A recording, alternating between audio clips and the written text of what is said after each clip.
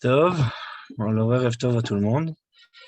Et on va parler aujourd'hui de la question du shofar selon Rabbi Nachman. Quel est le sens du shofar? Et quand on est au fond du trou, comment sortir du trou en sonnant dans le shofar? C'est-à-dire comment essayer de sortir du puits dans lequel on est par le son du shofar. On va s'occuper de deux halachot que Rabbi Nachman va interpréter et va leur donner un sens très très profond, un sens métaphysique. Il y a deux halachot. La première halacha, c'est que quand on sonne du shofar, il faut qu'il y ait un son simple, ensuite un son complexe, et ensuite un son simple. Pshuta lefanea, pshuta la'acharea. C'est-à-dire il faut un son simple, une tkiya d'abord, ensuite on peut avoir les shvarim, la troua, on peut avoir cette voix qui est défaite, qui est déconstruite, ou alors cette voix qui est saccadée. Et ensuite, on a de nouveau une tkiya. Ça veut dire ça, c'est la première halakha qu'on va voir. On va voir comment Rabbi Nachman nous explique cette halakha-là, en lui donnant un sens métaphysique. La deuxième halakha qu'on va voir, c'est est-ce qu'on a le droit d'entendre le shofar quand quelqu'un est au fond du puits et il sonne du shofar.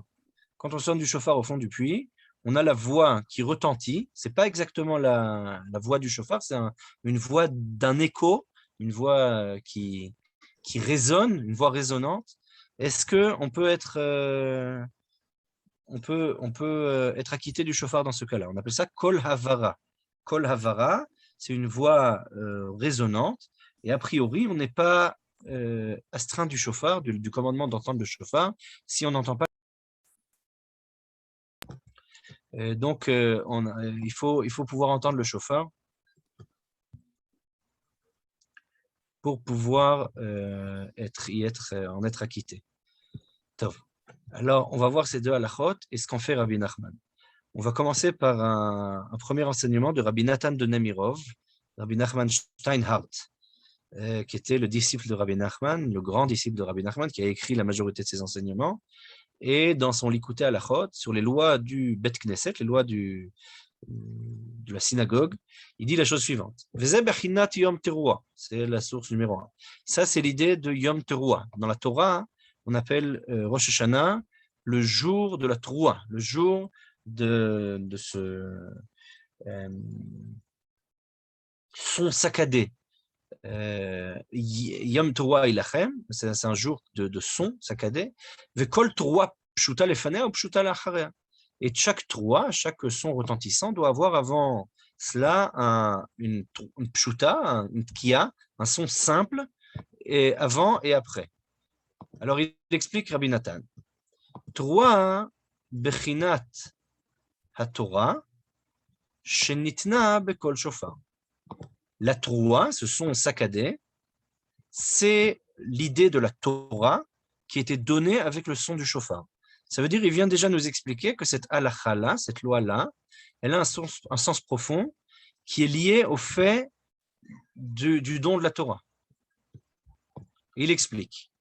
Qui Troua, parce que le terme Troua, Otiot, Torah, Ain. Ça le sens, c'est les mêmes lettres que Torah avec la lettre Ain, avec la lettre Ain qui signifie 70, qui est la valeur numérique de 70. La gematria de la lettre Ain, c'est 70, et il dit Bechinat Shivim Panim la Torah. Et donc, c'est pour nous dire Torah Ain, la Torah de cette lettre-là, 70, c'est la Torah qui a 70 faces, qui peut être comprise de 70 manières, qui peut parler aux 70 nations, qui a justement cette idée-là de la rotondité, de l'absolu du 70. Kamouva, comme on l'a expliqué, Vechol teruah pshuta lefanea ou pshuta la'acharea. Et c'est halakha-là qui dit que chaque Torah, elle doit avoir un son simple avant et un son simple après. Zemeramez al bechinat anal. Ça vient nous apprendre cette même idée. Quelle est cette même idée? Sheikar kabbalat Torah ou al yedei atmimut v'apshitut kanal. Que pour recevoir la Torah, il faut que la Torah soit entourée de deux voix. Cette voix de la Torah, cette voix des 70 sons, cette voix de la Teroua, cette voix qui est saccadée, une voix de pleurs même. qui est la Troua, qui représente le mont Sinaï, qui représente tous les aspects de la Torah, qui représente un son profond qui vient des profondeurs de l'âme, il doit être accompagné d'une voix simple, d'une voix uniforme, d'une voix directe. Cette voix-là, c'est la Tmimut et la Pshitut, c'est-à-dire l'intégrité est quelque chose de l'ordre de la simplicité. Bivrinat bitula shel Torah ze kiyuma. Comme nous disent nos sages, l'annulation de la Torah, c'est son accomplissement. Bechinat ein haTorah mitkayemet ela bemi shemesim atzmo ke'eno yodea. La Torah ne peut s'appliquer, ne peut être reçue que chez une personne qui se met comme étant non connaissant. C'est-à-dire, pour pouvoir apprendre la Torah, pour pouvoir comprendre la Torah, il faut être dans un état de non-connaissance. Si je sais quoi que ce soit, et je viens avec des connaissances pour étudier la Torah, je n'étudie pas la Torah. Pour pouvoir étudier la Torah profondément et atteindre les 70 possibilités, les 70 aspects, les 70 interprétations, il faut pouvoir se mettre comme quelqu'un de non-connaissant.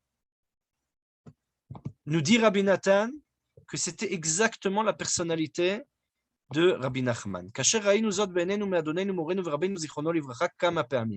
Comme on l'a vu plusieurs fois chez Rabbi Nachman.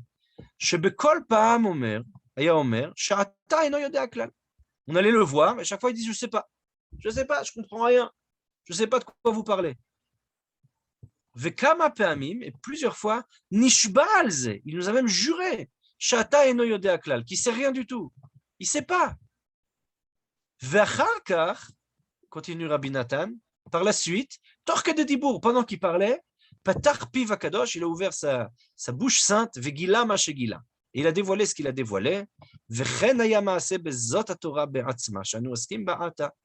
Et cet enseignement-là lui-même, de la Teroua, avec le Aïn, qui est la Torah des 70 interprétations et la plénitude de la Torah, et qu'il faut qu'elle soit entourée du fait de la non-connaissance, du non-savoir, de l'ignorance, on pourrait même dire. Alors, cet enseignement même, il a commencé en disant « je ne sais pas ». Et après qu'il ait dévoilé ce qu'il est dévoilé, et il a pris conscience et appris ce qu'il a appris, il a dit, il revenait sur ses propos, il disait, mais en fait, je ne comprends rien, je ne sais rien. Et ainsi, ça s'est passé plusieurs fois. Et ça, c'est l'idée de cette tkiya qui précède la Troua, ou les Shvarim, et cette tkiya qui les succède, qui leur suit. Parce qu'on a justement besoin d'avoir la Troua qui est la voix principale du shofar, chez ou Ikar Kol Shofar, comme c'est marqué dans la Torah, Yom Troua, l'essence même de Rosh Hashanah. C'est le jour de la Troua, c'est le jour de cette voix-là, de cette voix qui symbolise la pluralité. La Troua, c'est une voix saccadée. On peut avoir une voix comme ça, ça part dans tous les sens. C'est la pluralité de la Torah, c'est les 70 phases de la Torah. Mais pour pouvoir apprendre ça,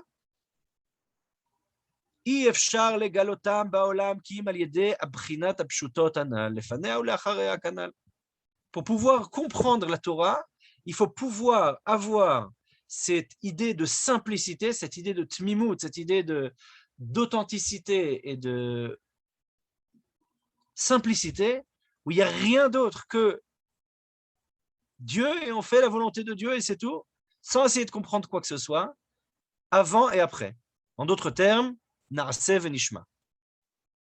Nous dit Rabbi Nachman, Rabbi Nathan, au nom de Rabbi Nachman, il faut se mettre dans un état d'ignorance pour pouvoir comprendre la Torah, pour pouvoir accéder à la Torah, de la même manière que le shofar doit être entouré de la tkiya avant et la tkiya après la troua. La troua, c'est l'essence de Rosh Hashanah, la troua, c'est l'essence du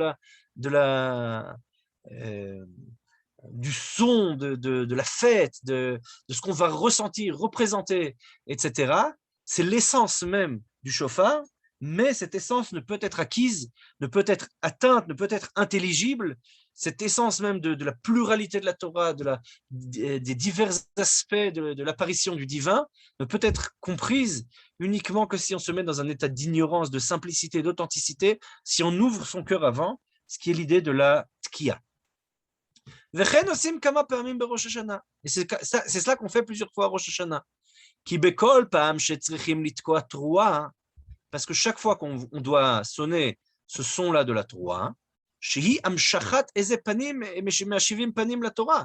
qui est finalement une apparition, on vient faire descendre un des 70 aspects, une des 70 faces de la Torah, il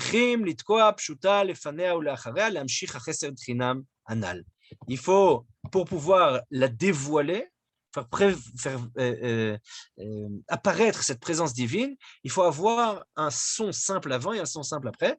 Et ça, cet amour gratuit, ce chesed chinam qu'on va faire apparaître, et il doit être précédé justement par ces deux sons. Qui est en fait cette idée de Torah voilée. Et de là, on fait apparaître la Torah voilée à la Torah dévoilée.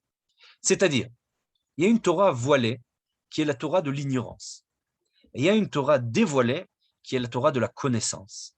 Pour pouvoir accéder à la connaissance, pour pouvoir accéder à cette Torah dévoilée, au dévoilement de la Torah, donc au dévoilement de la volonté divine, il faut pouvoir se mettre dans un état d'ignorance, dans un état de tmimout, dans un état de simplicité, d'authenticité, d'annulation de soi, le haïn, comme il dit cette idée-là de non-être, et de bitoul, bitoula shel Torah zekiyuma, et cette annulation de soi, c'est ça qui permet l'apparition de la voix divine, et c'est ça qui doit entourer la Torah, avant et après. Une fois que j'ai acquis la connaissance, il faut que je me remette dans un état d'ignorance. Une fois que j'ai acquis l'apparition de cette voix voilée, elle est de nouveau voilée. Mais en fait, finalement, on peut dire que c'est aussi l'idée que le chazan et le Baal Tokea, il doit se recouvrir d'un talit. On ne doit pas voir le shofar. Le shofar est recouvert. D'un autre côté, il doit être vu des deux côtés. Le bout du shofar, mais la figure de celui qui fait le shofar et le fait de voir le shofar lui-même, il est voilé, comme si c'était une voix voilée qui vient se dévoiler. Et cette voix-là, c'est la voix de la tkiya. C'est la voix de ce son simple. C'est la voix de ce son simple qui précède et qui succède à l'apparition de la Torah, de cette pluralité des voix, de cette voix saccadée. En d'autres termes, on vit dans un monde où il y a une grande pluralité, il y a un grand pluralisme, il y a beaucoup de voix qui s'entendent de tous les côtés. On vit dans un monde où la pluralité est maître et maîtresse, disons. Cette pluralité-là, elle a un sens, nous dit Rabbi Nachman, que si elle est entourée, avant ça, d'une foi simple et entière, et après ça, elle retourne à cette foi simple et entière. C'est-à-dire qu'on peut accéder à la connaissance si on commence par l'ignorance. Et c'est un enseignement très profond, parce que ça veut dire que le sens métaphysique de cette halakha, c'est pas simplement de nous dire, bon, on va sonner le shofar, alors il faut une tkiya, une troua, une tkiya. Non, il y a quelque chose de plus profond là-dedans. L'idée profonde, c'est que la tkiya, elle vient symboliser la foi simple, l'authenticité, le fait d'ouvrir son cœur. On a une tkiya qui vient ouvrir son cœur. Et ensuite, on peut pleurer. Un pleur qui n'est pas ouvert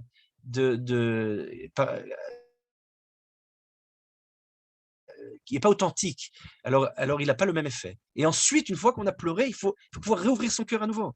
C'est ça l'idée de la tkiya. Il y a ici plusieurs strates, plusieurs aspects d'interprétation d'une même halakha. On a une halakha qui dit tkiya, troua tkiya, et bien finalement, nous dit Rabbi Nathan, au nom de Rabbi Nachman, il s'agit d'appréhender le monde dans lequel on vit, d'appréhender la volonté divine dans laquelle qu'on essaye de faire apparaître, qu'on essaye de faire dévoiler. Il y a une volonté qui est voilée, on essaye de la faire se dévoiler, et ça c'est l'idée même de la tkiya qui précède et succède à la troua. Dans Shivrei Moharan, qui est un autre livre qui a été écrit par Rabbi Nathan, qui raconte les louanges de Rabbi Nachman, alors il ramène là-bas plusieurs enseignements de Rabbi Nachman de Breslav. Et un des enseignements de Rabbi Nachman de Breslav, Et elle nous raconte, Rabbi Nathan, il dit comme ça.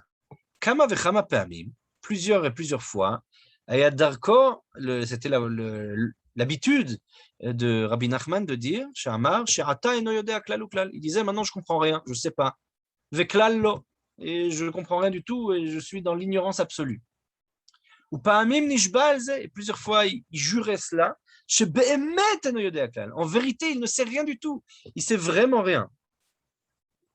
Afalpi, bien que, Beyom hakodem ou besha'a kodemet gilad dvarim atikim.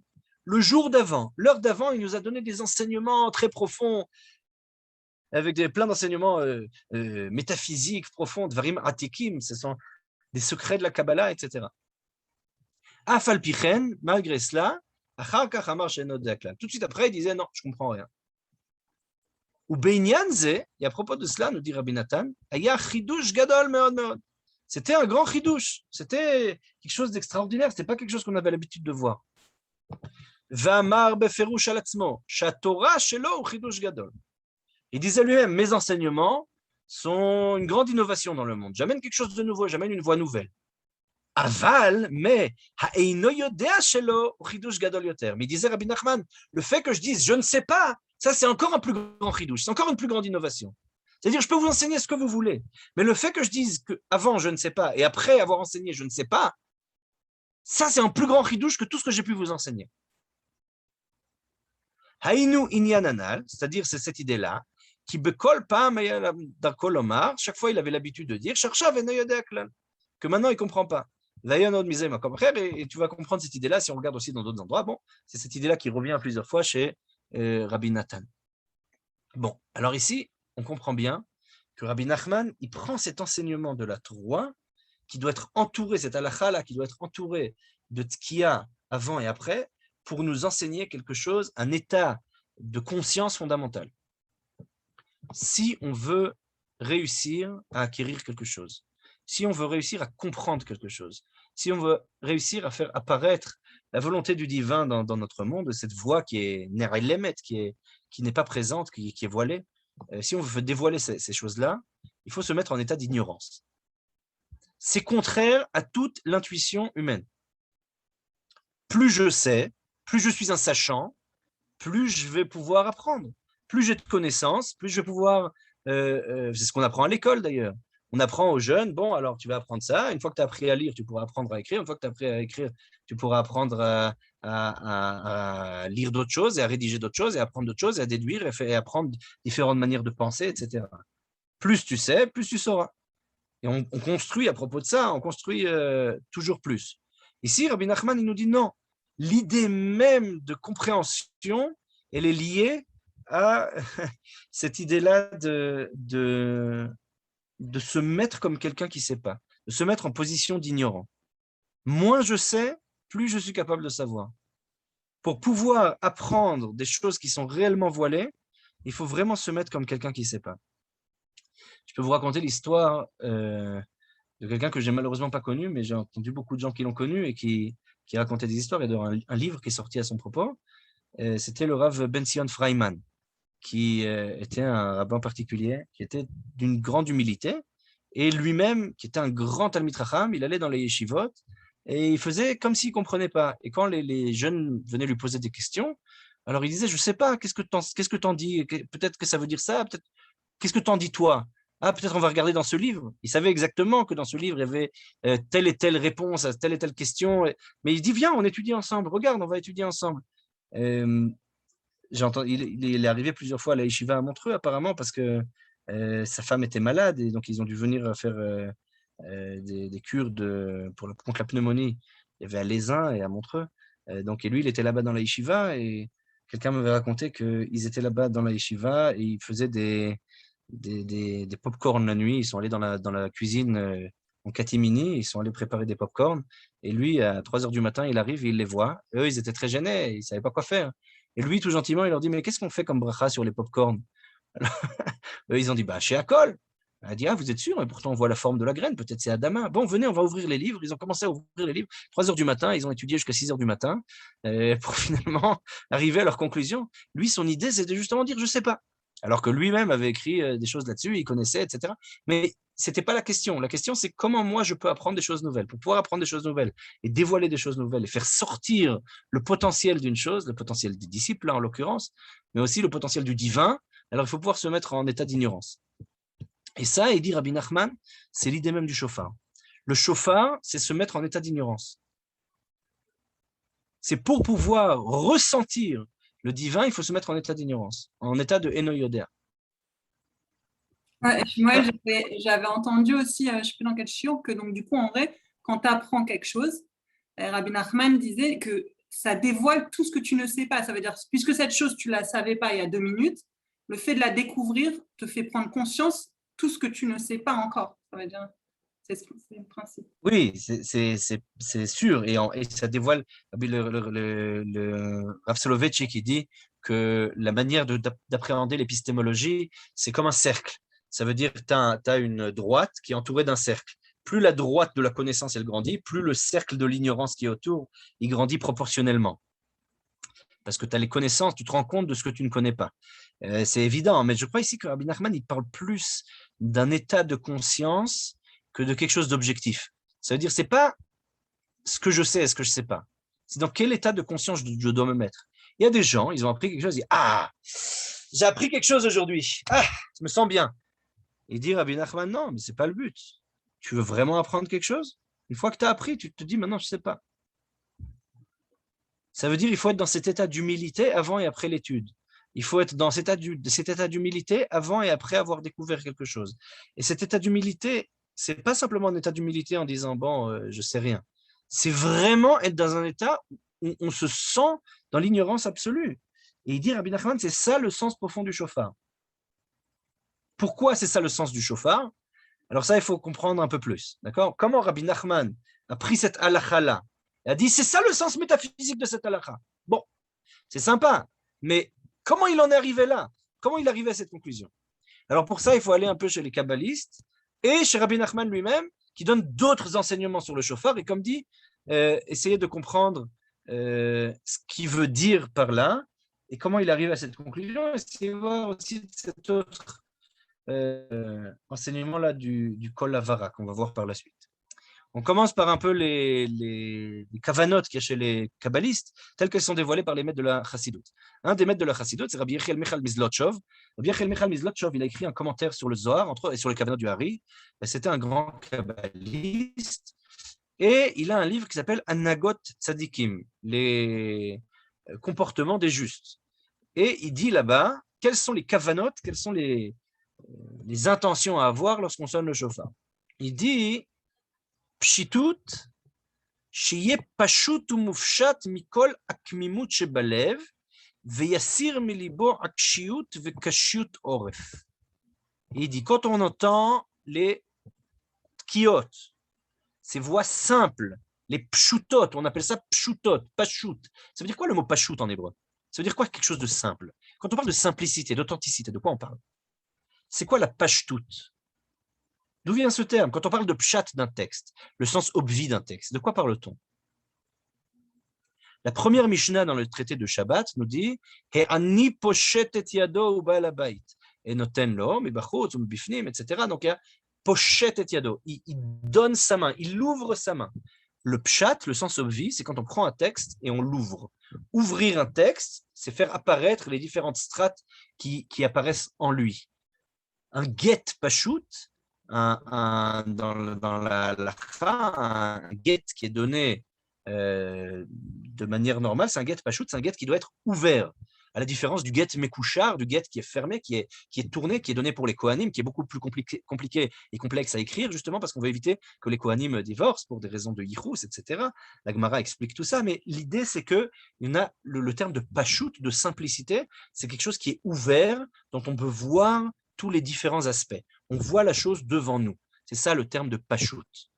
Il dit, Rabbi Yechiel Michal de Zlotchov, quand on entend la tkiya, on appelle ça pshuta lefanea ou pshuta lacharea. Le terme en hébreu, c'est pas la tkiya qui précède la troua, c'est le son simple. Qu'est-ce qu'un son simple? Un son simple, c'est un son ouvert, un son qu'on peut voir, un son où on peut justement voir les différentes choses. C'est quoi cette pshitut? Sheyeh pashut ou moufchat. C'est-à-dire qu'il doit être simple, mais à la fois qui est de l'ordre du moufchat. Le moufchat, c'est l'ordre de l'abstrait, l'ordre de la chose qui s'est répandue, de la chose qui n'est pas quelque chose de concret que je peux toucher à un endroit particulier. C'est quelque chose de large. C'est quelque chose qui c'est ouvert et ça s'est répandu. C'est pachout ou moufchat. Une fois que ça a été moufchat, c'est répandu, c'est ouvert, et alors ça c'est devenu abstrait. Et donc, c'est moufchat mikol akmimut shebalev. Qu'est-ce qui s'est ouvert? Qu'est-ce qui s'est répandu? Tout le stress du cœur, le fait que le cœur soit tourné et retourné, le fait que ce soit pas droit. Parfois, on a ça nous arrive de mentir, ça nous arrive de ne pas être droit et de ne pas être honnête avec soi-même, de ne pas être authentique, d'être dans un cadre social particulier, d'interagir de manière différente. Et on sent qu'on n'a pas été soi-même vraiment. On sent qu'on a dû jouer une sorte de rôle social, on a dû mettre un masque. Et ça s'appelle akmimut shebalev. C'est le fait que le cœur ne soit pas droit. Et il faut que justement ce cœur, il s'ouvre et il soit ouvert et il puisse se répandre. Il puisse vraiment s'ouvrir et qu'on puisse vraiment ressentir les choses. C'est ça la pshitout, la simplicité. Veyassir milibo akshiut vekashiut oref. Il doit enlever de son cœur tout ce qui est dur, qui laisse la chose comme ça, dure, comme un cancer, comme une cellule cancéreuse qui est là, qui reste dure, qui reste à l'intérieur, où ça se remplit dans soi, un kyste, quelque chose qui s'enferme. Alors, c'est ça, ce akshiout, cette akshanout, quelque chose qui est, quand quelqu'un il est trop dur avec soi-même, il est trop dur avec les autres, il est psychorigide, on pourrait dire. Et kashiut oref, le fait de dire c'est comme ça et c'est pas autrement, il faut pouvoir l'enlever. Pour pouvoir ouvrir son cœur, il faut pouvoir être ouvert à l'option que les choses peuvent être dynamiques, que les choses peuvent changer. On n'a pas besoin d'être psychorigide, qu'il n'y a pas besoin d'être dur et de savoir. On n'est pas des sachants, justement. Il nous dit Rabbi Nachman, quand il vient enseigner finalement les kavanotes, il se base sur ces kavanotes-là, ces kavanotes de pshutot lefanea, pshutot lachera. C'est quoi pashut? C'est quoi ce qui est ouvert? C'est justement d'ouvrir son cœur. C'est ouvrir son cœur et de laisser le sentiment, le ressenti qu'on ressent à l'intérieur de soi s'ouvrir. C'est ça qu'on doit ressentir quand on entend la tkiya du shofar. C'est-à-dire que même si on est au plus profond du trou et qu'on est dans des endroits qui ne sont pas forcément des endroits où on voudrait être au niveau je sais pas, psychique, disons, au niveau spirituel, le fait d'entendre la tkiya, c'est le fait d'ouvrir son cœur. Et dire voilà, maintenant, je laisse toute cette rigidité de côté, je laisse tout ça, je me laisse simplement flotter et je laisse s'ouvrir les choses. Les choses s'ouvrent. Pashut ou mufshat mikol akmimut shebalev.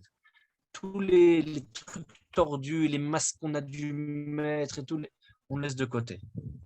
On laisse simplement notre cœur être et être qui on est vraiment. C'est ça qu'on doit laisser ouvrir dans la tkiya. Ça, c'est les kavanot de Rabbi Yechel Michal Mizlotchov, des Mekoubalim, un des grands maîtres de Chassidut, qui était un grand Mekoubal également, qui a écrit un commentaire sur le Hari. Et c'est ça la kavana qu'il faut avoir quand on entend la tkiya. Alors, ça nous rapproche déjà petit à petit de l'enseignement de Rabbi Nachman. Ça veut dire qu'on comprend le raisonnement qu'a eu Rabbi Nachman. Si on comprend que c'est ça, la kavana selon le Sod, selon la mystique juive, selon les Mekoubalim, selon les sages de la Kabbalah, c'est ça l'enseignement qu'il faut avoir, la kavana qu'il faut avoir quand on a la tkiya. Alors, on comprend pourquoi Rabbi Nachman il dit en fait c'est un état d'ignorance, un état de non-connaissance. Pourquoi c'est un état de non-connaissance? Parce que tout simplement, on ressent la présence du divin, on ressent ce qu'on ne connaît pas, on ouvre son cœur. Le fait d'ouvrir son cœur, pour pouvoir ouvrir son cœur, il faut pouvoir être pagia. Il faut pouvoir être... comment on dit pagia en hébreu, en français On s'expose quelque part, on s'expose. Pardon? Oui, on on s'expose, exactement. Il faut pouvoir être atteint par la sensibilité. Et finalement, c'est le fait même de s'exposer et de s'ouvrir. Et cette ouverture, elle nous met en état de danger d'une certaine manière, parce qu'on n'a plus nos masques, on n'a plus nos armures, on n'a plus cette peau d'éléphant qui nous protège. Et finalement, quand on s'ouvre, alors pour pouvoir s'ouvrir, il faut être un ignorant, il faut ne pas savoir. Comme disait Socrate, je sais que je ne sais pas. Ou comme le disait Rabbi Yedia Apnini de Béziers, il disait Tachlit Ayedia Sheloneda. Le but de la connaissance, c'est qu'on ne sache pas. C'est-à-dire comprendre le fait qu'il y a ici quelque chose qui me dépasse, il y a quelque chose de l'ordre de l'infini. Et ça, c'est le but de la connaissance. Plus je sais, plus je me rends compte que je peux vivre.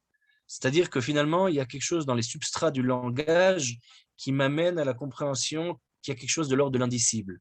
Il y a quelque chose de l'ordre de la Havaya, il y a quelque chose de l'ordre du divin, qui est au-delà de tout, qui est une sorte d'infini. Voilà, pour le dire dans des termes lévinassiens, c'est qu'il y a, au-delà de la totalité, il y a un infini. Et il faut se mettre dans cet état de présence de l'infini. Il faut prendre la conscience de notre... et ouvrir son cœur et pouvoir se mettre dans cet état d'authenticité pour pouvoir ressentir la sainteté. Et ça, ce qu'il nous dit ici Rabbi Nachman de Breslev, que c'est ça l'idée même de la tkiya qui précède la troua. Donc la troua, c'est l'essence même du shofar, mais la tkiya, c'est la possibilité de s'ouvrir, d'ouvrir son cœur à cela. Rabbi Nathan, il continue dans son Likutei Halachot, mais ailleurs, plus dans les lois du Bet Knesset, dans les lois de Rosh Hashanah, à la Halacha 1, il dit la chose suivante. C'est ça l'idée de la voix du shofar. La voix du shofar fait allusion à la tchouva, la possibilité de faire tchouva, c'est-à-dire améliorer vos actions. Le terme de améliorer, les chaper, c'est la même source, la même étymologie que le mot shofar, que le shofar dans lequel on sonne. Comme chez Katouv, ainsi qu'il est marqué, réveillez-vous, vous qui dormez de votre sommeil. Velken, shofar shu prinat alma deate, et par conséquent le shofar, qui est l'idée même de ce monde-ci, l'olam hazeh, ou bechinat bina, bechinat tshuva kayadua. Ce monde-ci, c'est l'idée de la compréhension, de pouvoir apprendre une chose à partir d'une autre, de pouvoir traiter les informations. Et ça, c'est l'idée même de la tshuva. L'idée de la tshuva, nous dit Rabbi Nachman de Breslev, c'est la possibilité de pouvoir ressentir les choses et de pouvoir les intégrer. Alors, on va voir, je vais sauter à la source suivante pour essayer de revenir ensuite, mais pour nous comprendre ce que c'est, il dit, Zepri dans l'Ikutei Moharan, Tanyana, à la Torah 12, il dit, Zeprinot tshuva, כי זה עיקר התשובה, כשאדם מבקש ומחפש אחר כבודו יתברך, ורואה בעצמו שהוא רחוק מכבודו יתברך, הוא מתגעגע ושואל ומצטער, איה מקום כבודו, וזהו בעצמו תשובתו ותיקונו כנ"ל והבן היטב. Et dit, c'est ça l'idée de la tchouva. Le principal de la tchouva, c'est que l'homme recherche le divin, recherche le kavod divin, la présence du divin, l'honneur divin, et il voit en lui-même qu'il est loin de cela. Et il se languit de Dieu, il a des gagouilles, il a un languissement extraordinaire. Et il demande, comment je peux me rapprocher de Akadosh Baruch Hu? Il a cette envie-là de retrouver le divin, de se rapprocher du divin, ou mitztaer, et il regrette de ne pas être proche de Dieu. Il se languit tellement, c'est un languissement d'amour extraordinaire, quelque chose de l'ordre de la passion. Ayem comme kevodo, où est la place de ton kavod? Où est-ce que tu apparais, Dieu? Je veux te voir. Vani kirvet Elohim litov, dit David Amelech, le roi David. Moi, la présence du divin, la proximité du divin, c'est ça qui fait le bien, c'est ça le bien ultime. On essaye de se rapprocher du divin. Il dit Ze be'atzmo tshuvato vetikuno. C'est ça la tshuva de l'homme. Et son tikkun, sa réparation, c'est de se rapprocher du divin. C'est le fait de se languir du divin. Plus que le dévoilement du divin, la tshuva, c'est la capacité de se languir. C'est ça la bina. C'est la capacité de pouvoir apprendre une chose à partir d'une autre et de ressentir l'information qui a été apprise. C'est ça l'idée de Bina. C'est ce monde-ci avec toutes ces différentes voies, pouvoir, malgré la pluralité du monde, essayer de ressentir la distance et la volonté de proximité avec Akadosh Baruch Hu, avec le divin. Et c'est ça la voix qui sort du shofar. C'est la voix de vérité, qui sort du plus profond du cœur. Des plus profonds, je t'appelle Dieu.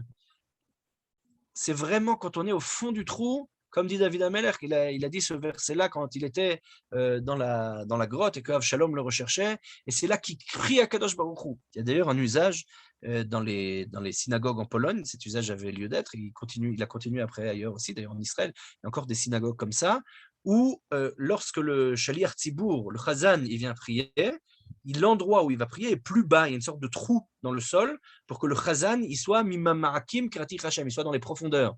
Il va aller profond dans le sol pour essayer de prier Dieu, d'appeler Dieu. Celui qui va prier Dieu, il doit être au fond du trou.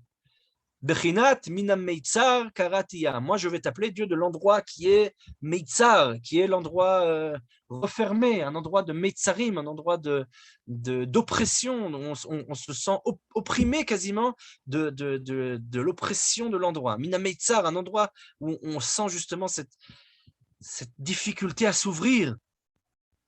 Et c'est le verset d'ailleurs qu'on dit avant le shofar. Minam meitzar karatia, anani bamerchavia.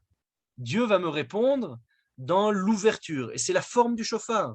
La forme du shofar qui commence avec le meitzar, c'est un trou qui est petit et qui va arriver à l'ouverture du shofar qui est grand. Quand on sonne le shofar, on commence par un trou qui est petit, on sort par une voix qui est grande. C'est ça, mina meitzar karatia anani bamerchavia. Ça s'ouvre, la voix s'ouvre. Dainu shemichamat godel aidgabrut. Parce qu'on a tellement ces sentiments d'être entouré de tous côtés, et alors on va se tourner vers la vérité, et on se tourne vers Dieu et on crie de fond du cœur, Korim el Hashem be'emet, on appelle Dieu du fond du cœur, on se languit de lui. C'est ça qui va nous faire sortir du fond du trou, c'est ça qui va nous faire sortir du puits dans lequel on est, c'est ça qui va nous faire sortir de l'obscurité. Bechinat ou fetach ateiva betzida tasim. Comme Dieu le dit à propos de Noach dans l'arche de Noé, l'ouverture doit être mise betzida, sur le côté. Le côté, nous dit Rabbi Nachman, c'est justement le fait de pouvoir ouvrir son cœur, c'est l'idée même du shofar, c'est l'idée même de la tchouva, c'est l'idée même de la bina. C'est d'être dans un endroit très profond où des plus profondes abîmes, on va de le sentiment d'oppression, et quand on est au fond du trou et quand on est vraiment au fond du puits et dans l'obscurité, c'est là qu'on va pouvoir prier Dieu. C'est là qu'on va pouvoir se mettre dans un état où on va ouvrir son cœur, et son cœur, l'ouverture de son cœur, la tchouva, nous dit Rabbi Nachman, c'est le fait de se languir, d'un amour passionnel pour le divin, et ce languissement passionnel, c'est ça qui est la voix de vérité, une voix criante qui vient du fond du cœur. Dieu, tu vas me répondre dans l'ouverture, dans le merhav, dans cet endroit qui est le lieu. Le merhav, c'est le lieu. Et ce lieu, il va s'ouvrir. Anani bamerchavia, chez Zorel, Rivlo, Velatzet, Canal. Parce qu'il va pouvoir finalement sortir du fond du trou, il va pouvoir élargir, sentir l'air frais, il va pouvoir sortir du trou. Qui colle à chauffard ou bechinat, qui bechinat emet, parce que la voix du chauffard, c'est le son de la vérité. Shubechinat Yaakov, c'est l'idée de Yaakov, moi chez Katouv, Titen emet le Yaakov. Bechinat akol kol Yaakov, c'est la voix du Yaakov qui sort des profondeurs, du languissement pour Dieu. Donc il dit Rabbi Nathan, c'est ça que Rabbi Nachman a écrit, chez Yaakov ou Bechinat Tfila, que Yaakov, c'est l'idée de Tfila, qui ikar tikkun Tfila l'yedemet, parce que la vraie Tfila, c'est une Tfila qui vient du fond du cœur. Et le tikkun de la Tfila, c'est par la vérité. Valken lo nizkar baTorah ki im trua. C'est pour ça que dans la Torah, on nous parle uniquement du son de la Troua. Yom Troua, Zichron Troua. Le jour de Rosh Hashanah, c'est le jour de la Troua. Ce n'est pas le jour de la Tkiya. Ou She'ar Kolot, à nous les mettre. Je suis désolée de poser cette question après 42 minutes de chiot. Mais tu peux juste préciser encore une fois la différence entre Tkiya et Troua. Je ne suis pas sûre que je comprenne. Ok. Tu veux que je les sonne? Je peux les sonner. Tout simplement. Une Tkiya, c'est comme ça. 2 secondes. 2 secondes. Ça, c'est une tkiya, d'accord? Et une 3, c'est.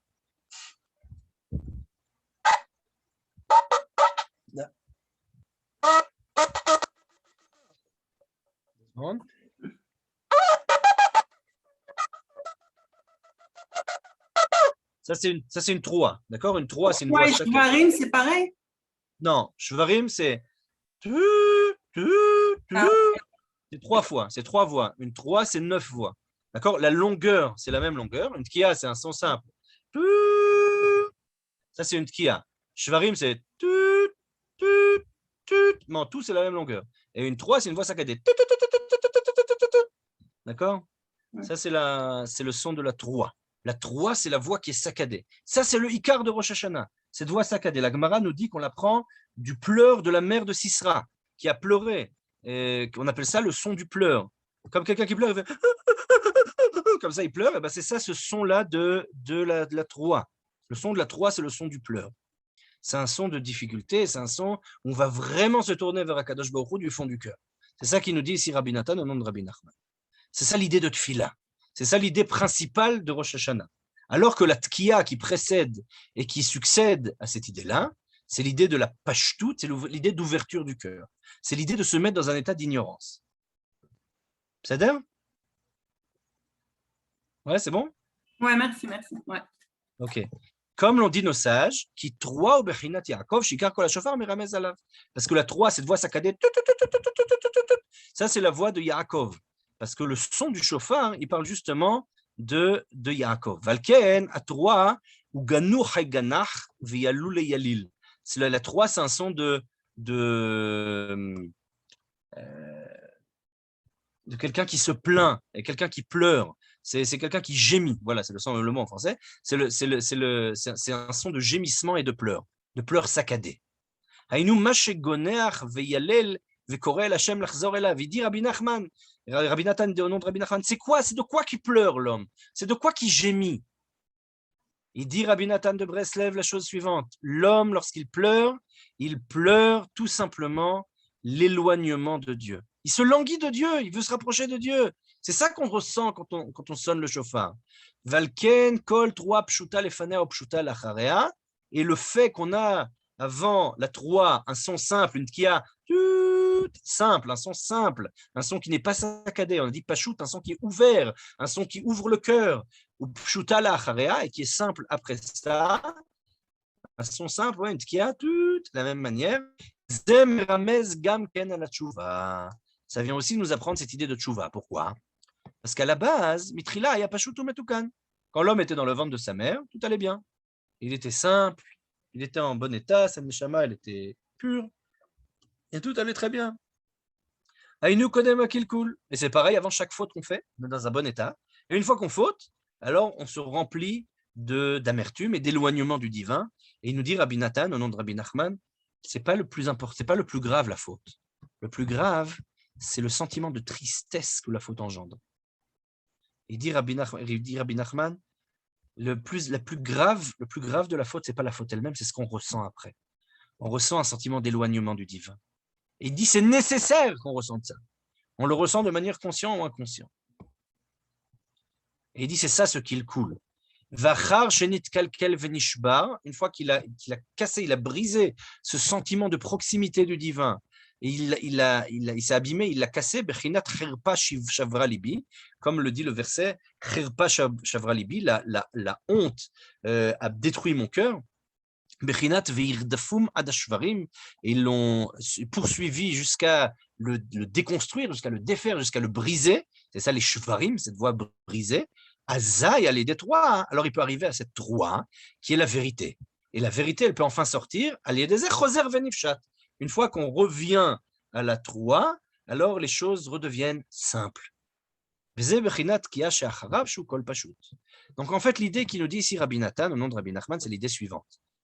Pour pouvoir arriver à se réveiller en vrai, à ressentir le shofar, il faut pouvoir être dans cet état d'ignorance, dans cet état de non-connaissance, pouvoir ouvrir son cœur, pouvoir ressentir les choses et s'ouvrir vraiment.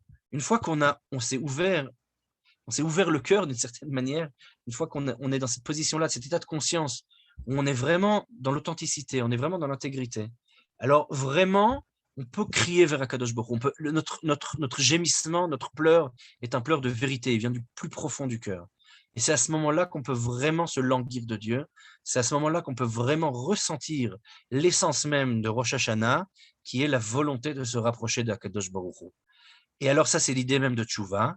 Mais la tchouva, avant d'avoir fauté, on était aussi dans cette idée-là de cœur simple, on était de manière intègre avec Akadosh Baruch Hu, de manière simple, sans se poser de questions. Et une fois qu'on a fauté, on est dans un état de rumination, dans un état où on se sent complètement perdu.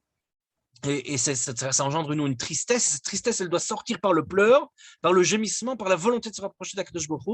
Et une fois qu'on a ressenti ça, on peut se calmer de nouveau. Il y a quelque chose de thérapeutique, il y a quelque chose de l'ordre du catharsis, quelque chose de cathartique dans le pleur qui permet finalement de se rapprocher d'Akadosh Baruch Hu. Et c'est ça l'idée de trois qui est entouré de Pshuta Lefanea ou Pshuta Lachavea, d'une Tkiya avant, et d'une Tkiya après. D'accord? C'est ça l'idée même.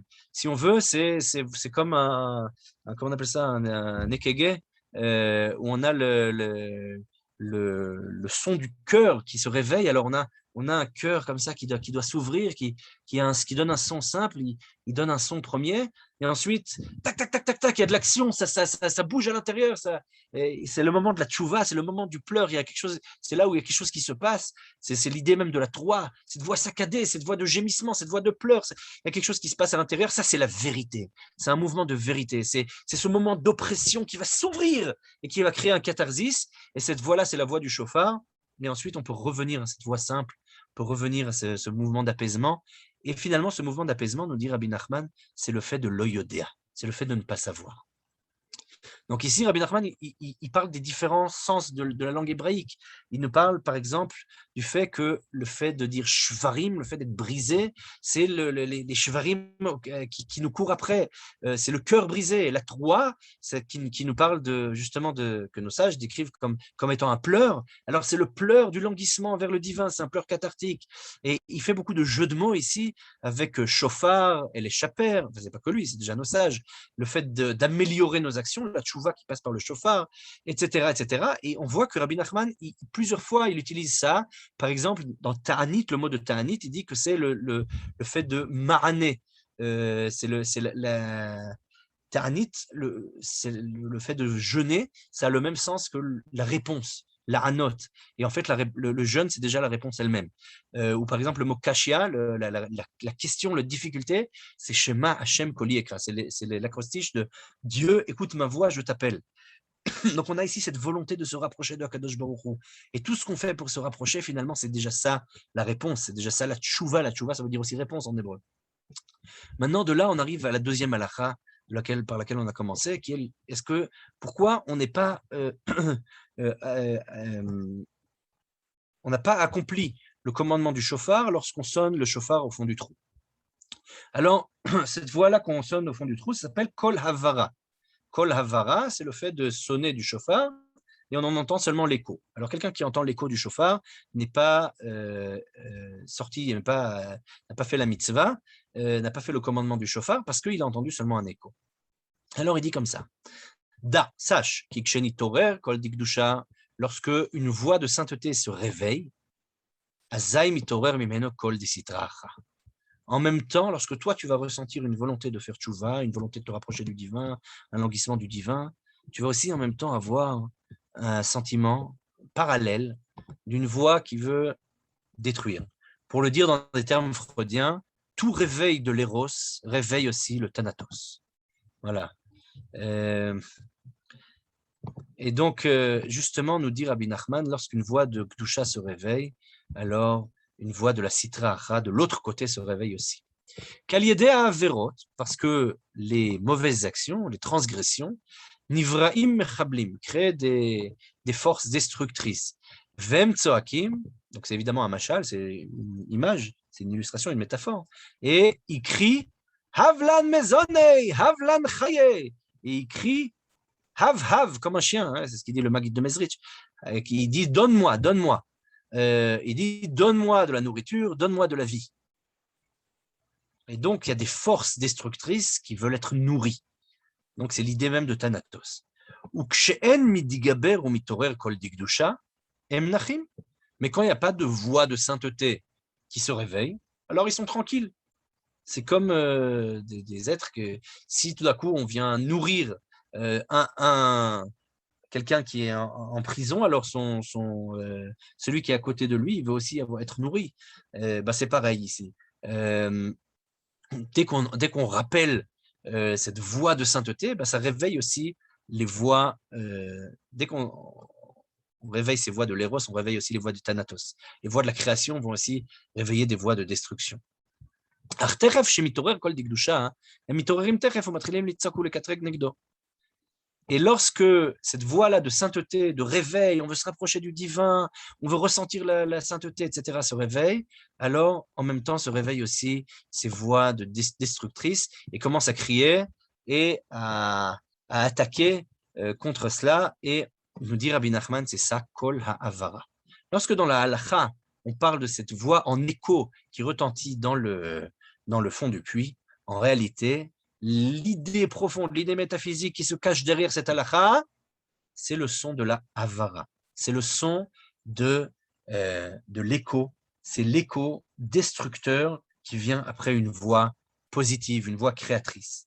Donc l'idée même du shofar, c'est le fait de créer, c'est le fait de se rapprocher du divin, c'est le fait de se languir du divin. C'est cette voix simple où on se met en ignorance devant Dieu, on s'annule devant Dieu, et finalement on ressent cette volonté profonde de pleurer, et on se languit du divin qui crée un catharsis, et finalement on se remet en état d'ignorance, et on se met devant Dieu avec le cœur ouvert de manière la plus authentique qui soit. Nous dit Rabbi Nachman, si tu vas entendre ça en écho, l'écho sera les forces destructrices qui sont parallèles à ce même phénomène. Il y a une voie de pureté, de sainteté qui veut se dévoiler dans le monde, une voie de languissement de Dieu et de volonté de proximité, et d'un autre côté, il y a une volonté destructrice, une volonté d'éloignement. Et ce qu'on appelle l'écho, c'est comme le reflet, c'est comme l'ombre, c'est l'autre côté, c'est le côté qui veut détruire ça.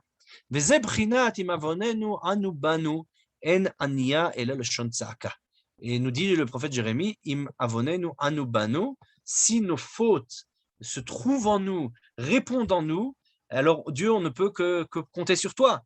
Nous dit Rabbi Nachman, c'est quoi le terme ania, anu? On a parlé de ta'anit, qui est le ma'ané.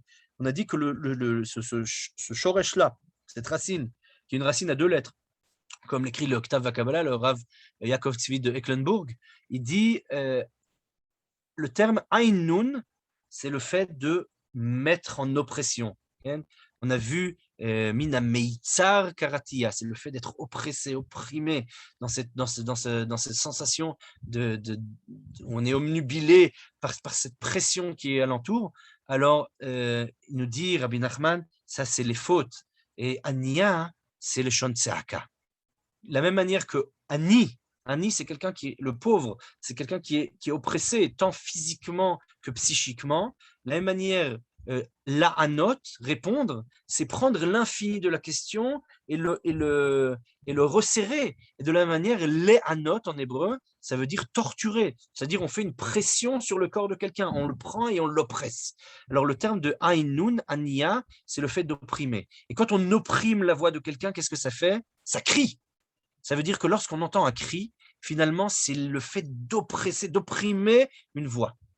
Lorsqu'on veut appuyer sur la voix de quelqu'un, alors on le fait crier. Quand on appuie sur les boutons qui donnent la sensation d'être... On n'a plus l'air, on n'a plus cette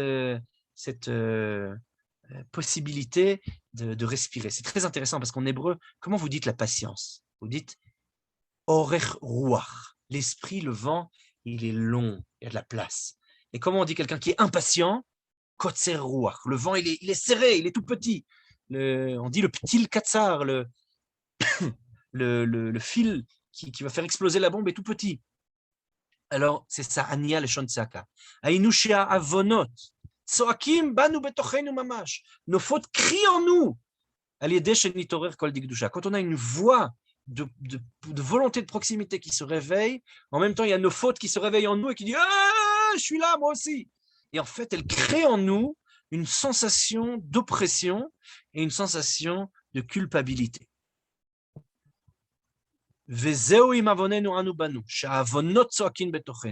Nos fautes crient en nous.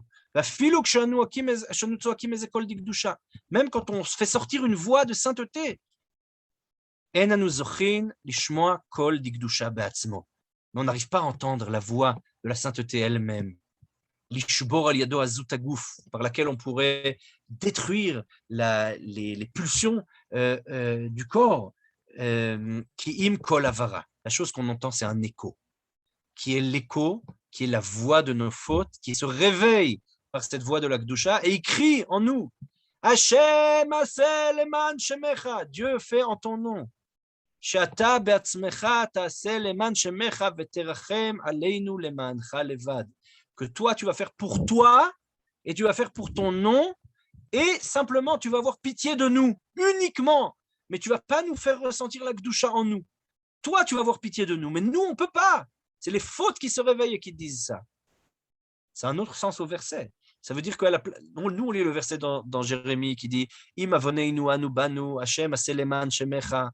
Alors il dit « Non, c'est pas Dieu fait en ton nom. C'est Dieu fait en ton nom, mais fais pas pour moi. Fais pas dans mon corps. Fais pour toi et pitié de moi. Mais fais uniquement pour toi, pas pour moi. » C'est les fautes qui disent ça. C'est les fautes qui crient à Dieu. וכשאינו בבחינת בשר לאחכם שהוא בחינת העצם, אזי אינו שומע קול בעצמו הנ"ל, רק בקול הברה, היינו כל העוונות שנתעוררים מזה הכל.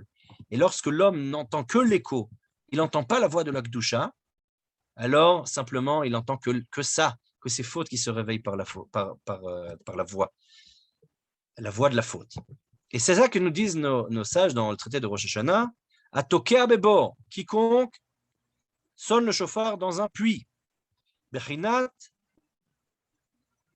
Shatani bevor tartiot. Tu m'as mis dans un puits profond, dans un puits des abîmes, les abîmes les plus profondes. Et l'homme, il est là dans le fond, dans les profondeurs de l'abîme existentiel, et il crie, ah, il s'étire, mitaner, c'est là où il va faire sortir le son du chauffard. Il va sortir, il va ouvrir son cœur, c'est la tkia. Il va faire sortir, il va crier cette voix de l'ignorance en disant, je sais pas, je suis au fond du trou, je sais pas quoi faire. Otam haomdim bachutz, ceux qui sont à l'extérieur, she'enam befrinat basar, ils sont pas son corps à lui. Im kol shofar shama, nous dit la Gemara, si celui qui est à l'extérieur, il a entendu le son du shofar, alors yatsa, il est acquitté de la mitzvah. Parce qu'il peut sortir de son propre mal. Si lui-même, qui arrive à s'extraire de lui-même, il arrive à sortir de son propre corps et se regarder et dire, ok, 2 secondes, je m'arrête dans ma vie, où je suis maintenant? Je suis au fond du trou et je crie, ok, je fais quoi? Est-ce que j'arrive à entendre la voix de Kedusha qui est en moi et ma volonté de m'améliorer et la volonté de m'approcher du divin? Oui. Alors il a entendu la voix de la Kedusha, même si c'est les fautes qui ont crié.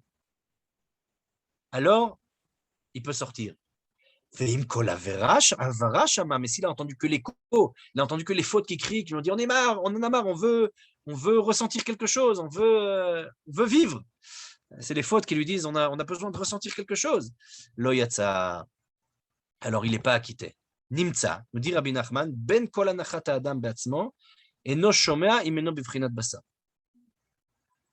Si l'homme, il entend que son propre corps et qu'il n'arrive pas à sortir et se regarder lui-même, à se sortir de soi-même, alors il ne peut pas entendre la voix du chauffard, il ne peut pas entendre la voix de son propre gémissement, sa propre volonté de se rapprocher d'Akadosh Baruch Hu. Parce que le corps est tellement loin de l'essence de la neshama, de l'idée même de la neshama, il est même pas considéré comme de la viande, comme quelque chose qui est vivant. Et l'homme, lorsqu'il n'est pas lié à lui-même, alors il ne peut pas entendre cette voix du désespoir, cette voix qui appelle à l'aide. Et ça, c'est la voix du anacha, du cri, qui est défait, du chacham, du sage. Si le sage lui-même, il n'est pas lié à son propre corps, alors il ne peut pas entendre sa propre voix, il est simplement la kolavara, il est simplement l'écho. Quelqu'un qui est que dans l'esprit, il doit être lié à son corps. Quelqu'un qui est que dans son corps, il doit être lié à l'esprit. C'est ça, le fait d'entendre la voix du chauffard. nous dit Rabbi Nachman. C'est halakha-là d'entendre la voix du shofar et pas d'entendre l'écho, c'est dire il faut lier le corps et l'âme, il faut lier l'esprit avec le corps. Si on est lié à nous-mêmes, alors on peut s'entendre. Si on peut s'entendre, alors on peut être justement dans cette volonté de vérité, de pashtout, de pshitout. On peut s'ouvrir, et si on s'ouvre, alors on peut vraiment se rapprocher du divin. Et alors c'est la voix du shofar qu'on entend et pas l'écho. Même si l'écho se réveille en parallèle, même si les voix, il y a aussi du regret qui se réveille quand on veut se rapprocher du divin, on se rapproche du divin, on a aussi des voix en nous qui nous disent « Eh oh, t'as pas été OK, eh oh, t'as pas fait ça bien comme il fallait, et il y a plein de regrets, etc. » Mais malgré tout, malgré ces sentiments de culpabilité qui se réveillent, qui sont les voix des fautes qui se réveillent en nous, puisque c'est la tristesse que les fautes ont créée, le fait même de se rapprocher du divin, c'est cette volonté-là qui est liée de manière réelle, et c'est ça l'essence de Rosh Hashanah, qui s'appelle Yom Teruah, le jour des voix saccadées, le jour du pleur, le jour de cette volonté de se rapprocher. Et donc, comme on a vu, il y a cette volonté d'ouverture avant, d'ouverture du cœur, de sincérité, d'authenticité, qui peut créer ce catharsis, qui peut créer cette chose-là. Et de la deuxième halakha, on est dans le fond du puits, on a appris qu'il fallait respecter notre propre âme et notre propre corps, et être lié à nous-mêmes, être en phase avec soi-même. Si le corps et l'âme ne sont pas liés, si on ne ressent pas profondément nos désirs, nos volontés, l'éros et le thanatos, ils doivent être liés. S'ils ne le sont pas, alors on n'entend que l'un plutôt que l'autre et on n'arrive pas à ressentir cette volonté d'authenticité, cette tkiya pshuta. On ne peut pas être toqué, on ne peut pas sonner du chauffard si on n'est pas là-dedans. Voilà, Adkan. Donc ça, c'est l'enseignement de Rabbi Nachman. On a vu 2 halachot, et de ces 2 halachot, on a vu un passage métaphysique, un sens métaphysique qu'il aurait donné. Et de ces sens métaphysiques, on a vu qu'il y avait une cohérence à l'idée même du chauffard qui a pour but justement de nous réveiller et de nous rendre meilleurs. Baruch Adonai Leolam, Amen ve Amen. Je ne sais pas s'il y a des questions. Merci beaucoup. Il y a une très belle... J'aurais une petite question juste. Ah oui, oui, oui. Alors, je me suis contenu jusqu'à maintenant pour la poser. Ouais. J'avais étudié à l'époque dans la Masechet Brachot, page 40a, où là-bas, c'est marqué que pour pouvoir entendre Akadosh, il y a une différence entre Basar Vadam et Akadosh Baruch Hu. Quand un cli il est vide et quand un cli il est rempli, etc. Comment comprendre l'enseignement de Rabbi Nachman, justement, ou en tout cas comment lui il a compris cet enseignement de la Gemara avec tout ce qui a été dit jusqu'à maintenant? Alors, qu'est-ce que tu dis? J'ai l'impression que Rabbi Nachman il parle de la ira qui doit être accompagnée avec la chokma de la Torah, et la Gemara là-bas, elle parle peut-être du limud Torah en lui-même, de la chokma. Mais je ne sais pas exactement comment concilier. Je crois que ça parle de choses différentes. Ici, Rabbi Nachman, il dit bien que le shofar, c'est la brina de bina. C'est le fait de comprendre les choses. Là-bas, la Gemara, elle dit à Rabbi Zera, Rabbi Hanina, par papa, midat basar vadam. Vois comment l'enseignement de la mida de Akadosh Baruch Hu, la mida du maître du monde, n'est pas comme la mida d'un roi physique, d'un homme physique. Midat basar vadam, les hommes, un outil qui est vide, alors il tient, mais un outil qui est rempli, alors il risque de se briser, il risque de se casser. Aval Akadosh Baruch Hu enoken, pour Dieu c'est le contraire, malé marzik, un ustensile qui est plein, il peut contenir, alors que un outil vide ne tient pas. Mais comme on voit, im shamo atishma, veim lav lotishma. Si tu entends, alors im shamo tishma. Si tu écoutes, alors tu pourras entendre plus. Si tu écoutes pas, alors tu pourras pas entendre. Et nous dit la Gemara par la suite, davar acher, autre chose, im shamoa baishan, tishma bechadash. Si tu entends de manière où tu te mets justement dans cet état de non-connaissance, où tu te mets dans un état d'annulation devant le divin, alors tu peux entendre à nouveau. Mais imifne levavecha, et si tu tournes ton cœur, et ton cœur n'est pas droit, shuv lotishma. Je crois que c'est exactement l'enseignement de Rabbi Nachman. C'est ça qu'il dit sur la tkiya, mais sur la Torah, il parle ici de bina, qui est autre chose. Est-ce que ça répond à ta question? Oui, je crois. Je vais essayer de méditer cette réponse. C'est bien. Tov. Alors, Shana Tova, Ktiva Vechatima à tout le monde.